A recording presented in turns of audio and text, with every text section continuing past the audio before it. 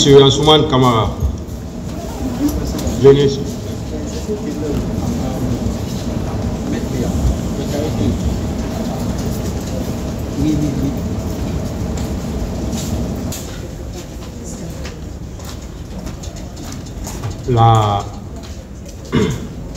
La loi sur la protection des témoins et des victimes vous confère beaucoup de droits. Parmi ces droits, vous pouvez même demander à ce que vous soyez entendu en dehors du public et tant d'autres. Donc sur ce, est-ce que vous souhaitez être entendu publiquement? Est-ce que vous pouvez reprendre votre nom? Je m'appelle Ansoumane Kamara. Vous avez quel âge? Je suis né le 15 août 1966 à Beila. Votre profession? Fonctionnaire de police. Où vous êtes domicilié? Je suis logé à Kagbelen Plateau. Vous avez dû, ou vous connaissez peut-être certains accusés, et vous avez vu défiler ici les parties civiles, ou certaines, je ne sais pas. Est-ce que vous avez des liens avec certains parmi eux? Merci, Monsieur le Président. Avant de commencer ma déposition, je voudrais profiter de votre micro pour souhaiter mes condoléances aux disparus. Bon, d'abord, est-ce que vous avez des liens avec certains? La plupart des accusés sont des collègues. Des collègues. Est-ce qu'il y a des liens de parenté? Pas de liens de parenté, non. C'est connu dans les forces de défense et de sécurité. Est-ce qu'il y a des liens de subordination? Ah, ils sont tous des chefs. Ils sont tous? Ils étaient tous des chefs à moi au moment des faits. Présentement, est-ce qu'il y a des liens de subordination entre vous? Non. Vous travaillez pour eux ou bien certains d'entre eux travaillent pour vous? Non, mon statut actuel a dépassé ça. Les parties civiles que vous connaissez dans cette procédure, est-ce qu'il y a des liens de parenté entre vous et certains d'entre elles? Je n'en connais même pas. Alors, on va vous faire prêter le serment du témoin. Ok. Et vous comparaissez devant ce tribunal en tant que témoin dans cette affaire. Oui. Et le témoin, c'est celui qui a vécu les faits. Okay. Ou celui qui a entendu dire certaines choses. Ça dépendra de l'appréciation du tribunal. Okay. C'est ça le témoin. Oui. Et je vous informe également que le faux témoignage est un délit qui est prévu et puni par la loi. Okay. Alors sur ce, vous allez prêter serment sans crainte et ni haine de dire toute la vérité dans cette affaire et rien que la vérité.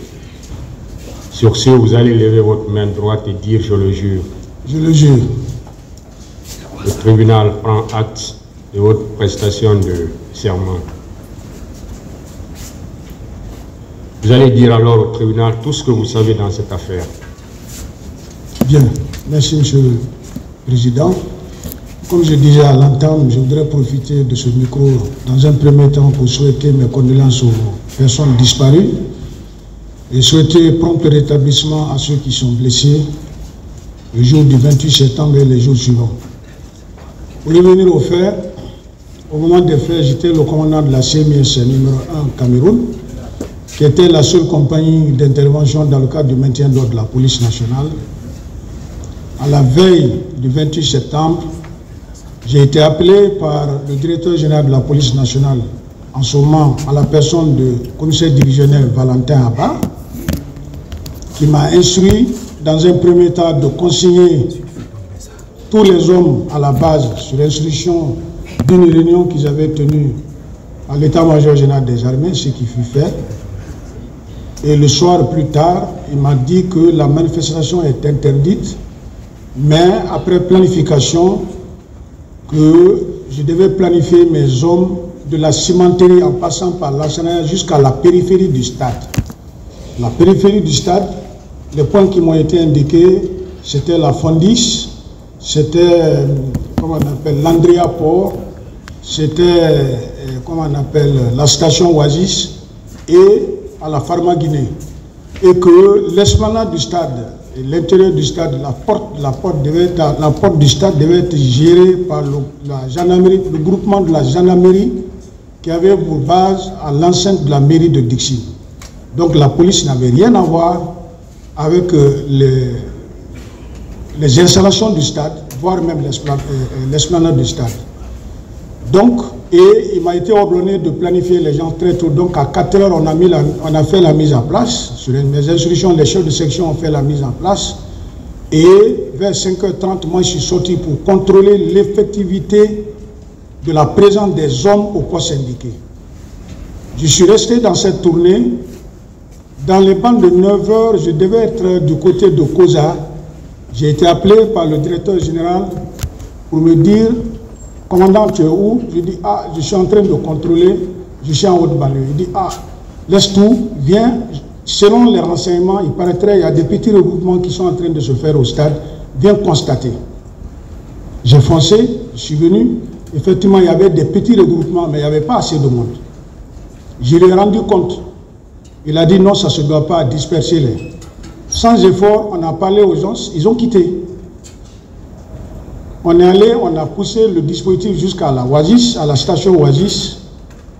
Entre-temps, ce que je vous dis là, je suis arrivé là-bas à 9h. Entre-temps, pendant qu'on était là-bas, derrière moi, j'ai entendu la population qui était en train d'applaudir. C'était l'arrivée du ministre Kebro, qui était venu pour sensibiliser. Puisque dans la transition, c'était l'un des officiers, l'un des membres du gouvernement qui était populaire, que la population appréciait beaucoup. Et il était venu dans le cadre de les sensibiliser. Ils l'ont applaudi. Il y avait assez de monde. Le ministre ne pouvait même plus tenir à terre. Il fallait monter sur notre véhicule blindé pour s'adresser à la population, certainement pour leur rendre compte que la manifestation était interdite et que le lendemain, le président avait dit que ça pouvait se tenir. Mais dans ça, je crois, les gens, ça les a permis, ils étaient regroupés un peu partout. Le temps pour le ministre de leur expliquer les contours, ils se sont regroupés, la foule est venue nombreuse, elle était devenue compacte. Et quand c'est comme ça, dans ça, quand ils ont compris que vraiment ils ont récupéré le terrain, certains ont commencé à lancer les cailloux. Un ministre d'État, vous savez, le régime passé, le ministre Kebro était l'un des ministres vraiment les plus importants. Pour sa sécurité, le ministre était en insécurité, pour sa sécurité, sa protection, l'a descendu du camion blindé pour le protéger et la foule a été dispersée jusqu'au niveau de l'échangeur. On a mis un dispositif là pour stopper. Pendant que moi j'étais à la station, à la pharmacie Manigé, c'est mon adjoint qui m'appelle le dispositif qui était du côté de la Fondis. Il m'appelle et dit: ah, mon commandant, je suis face à la crème de l'opposition. Il y a le président Dallaire, le président Sidia, Fall et tout le monde. Ah, je dis: ah, pourquoi? Il dit: ah, conduite à tenir. Je dis: non, stop-les. Heureusement, comme le ministre est sur le terrain, il n'y a pas de personne mieux placée à s'adresser à eux que lui. Je suis venu informer le ministre. Il est venu vers eux.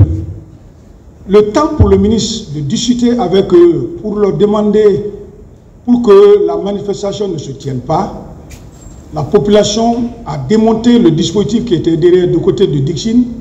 Il y avait un autre côté, il y avait un autre groupe du côté de Pharma-Guinée. Ils se sont retrouvés sur l'esplanade. Elle était tellement compacte qu'ils sont venus nous trouver. Et le ministre Kebro, le dispositif de la police, les escadrons mobiles qui étaient là, on a tous fui, on est venu attendre à Donka, en face du camp Kamayen. Parce que vous n'êtes pas sans savoir, en matière de maintien d'eau, quand la foule est compacte, même si vous avez les moyens de la dégager, il faut replier parce qu'en exerçant la force, les plus forts vont piétiner les plus faibles, ça peut amener des dégâts, des blessures, voire même des morts. Donc nous avons replié. Autant pour nous de recevoir des instructions ou leur laisser, puisque déjà à partir du moment déjà qu'ils ont chassé les forces de l'ordre, c'est déjà une infraction, ils commettent, après on va constater. Vers les 13h, on a vu encore le ministre venir la route de la Fondiche jusqu'à l'esplanade, à la rentrée du stade, tout était barricadé. Mais avec des obstacles qu'une seule personne ne pouvait pas. Il a fallu même nos camions blindés, les Mambas, pour dégager certains obstacles. Donc presque on a perdu plus d'1 heure de temps, on est en train d'enlever les obstacles, parce que le ministre Kebro est venu dire de libérer la route pour permettre aux gens de circuler. Pendant qu'on était en train de dégager la route, on a réussi, à peine qu'on est arrivé sur l'esplanade du stade. Vous avez vu, il y a un studio photo Star qui était là en ce moment, je ne sais pas si elle existe maintenant ou pas. À peine que moi, mes unités, on arrivait là, ça coïncidait à l'arrivée des militaires.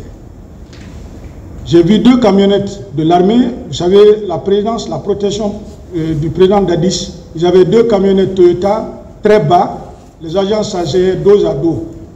Ça pouvait prendre autant. J'ai vu 2 de ça, plus un véhicule de commandement. Je ne sais pas qui commandait.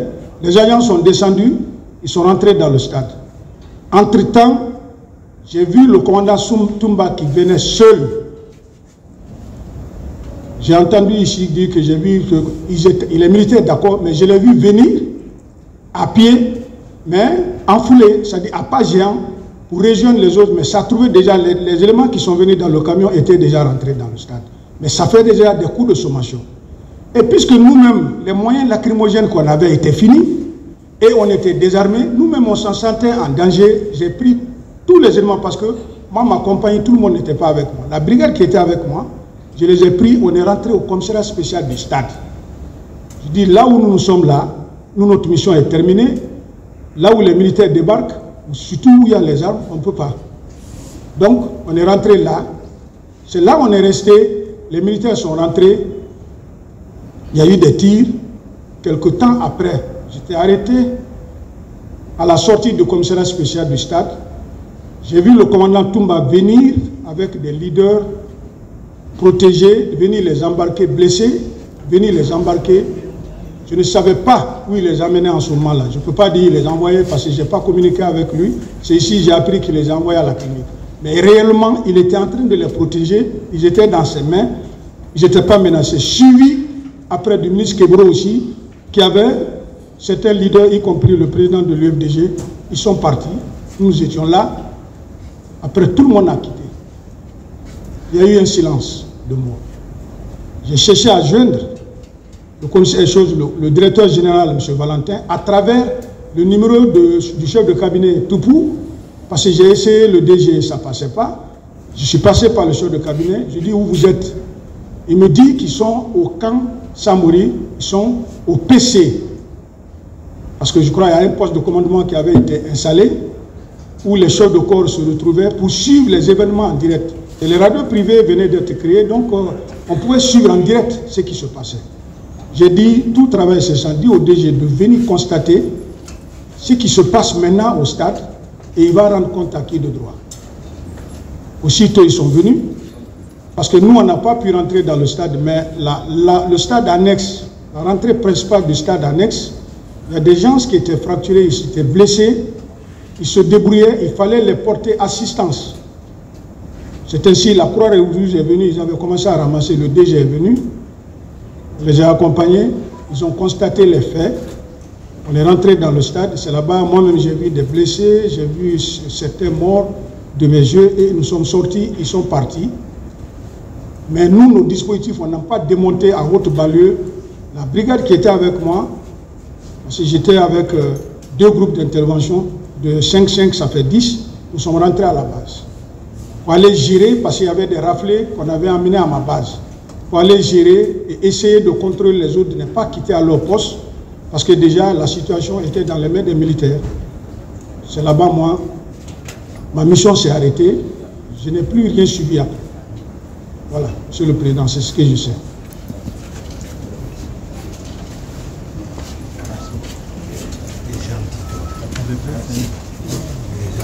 Ce jour, vous avez dit, vous avez vu M. Moussa Kebro et M. Abouakar qui a quitté Toumba au stade. Oui, à l'esplanade, oui.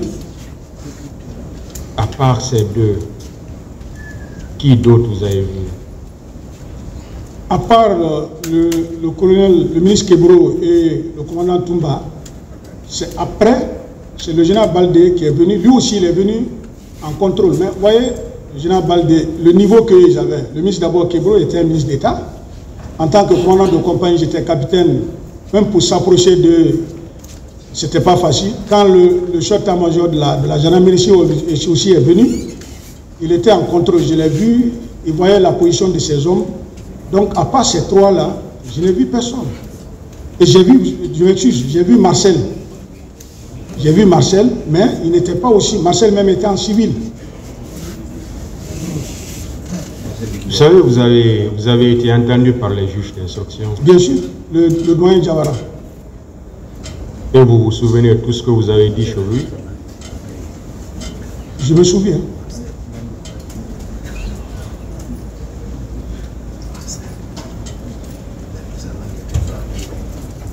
Quand vous avez vu M.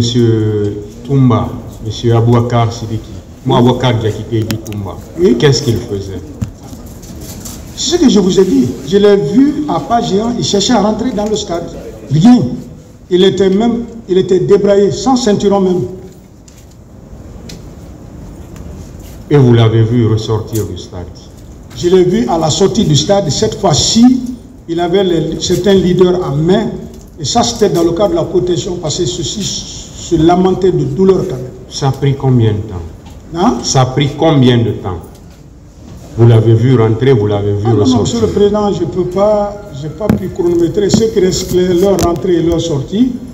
Moi, j'étais au commissariat spécial du stade, parce que nous-mêmes, on était en danger. N'importe qui pouvait prendre une balle perdue, parce que déjà, vous savez, l'esplanade du stade est en béton. Les trucs, il y a les piliers qui sont là sont en béton. Quelqu'un qui tire, même s'il ne te vise pas, la balle peut faire le... Ça a pris combien de temps? Je ne peux pas vous dire. Désolé, je m'excuse. Vous avez vu M. Moussa Keboro,